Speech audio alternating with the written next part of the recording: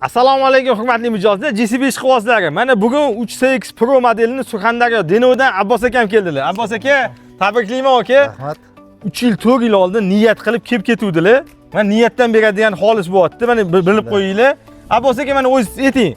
Qanaqa niyat qilib, nimalarni e'tiborga oldingiz bu JCBni tanlashda? 2 yil oldin kelib ketdim, 3 yil oldin. Bir traktorni olamiz deb.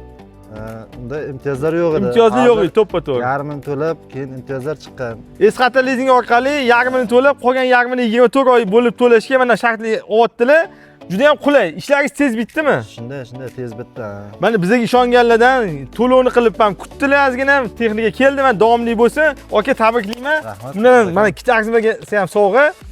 Aka, texnika yoqdimi? Zo'r aka. JCBni tanlashga arziydimi? Arziydi aka. JCB nomerading. Qolganlarga nima deysiz tavsiya? Tavsiya beramiz. Olingizlar, ishlatingizlar. Zo'r texnika. Kelinglar, foydalanib qolinglar sizlar ham. Aka, JCBni tanlashingizga nima sababchi bo'ldi mana? Aka, bu JCB haydab yuradiganlardan maslahat oldik, so'radik. Keyin Xitoy haydaydiganlar bor.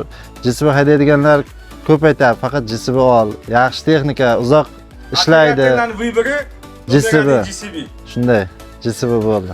Xudo xohlasa uyaltirmasin aka, davomli bo'lsin. Shunday. Tabriklaymiz. Rahmat aka.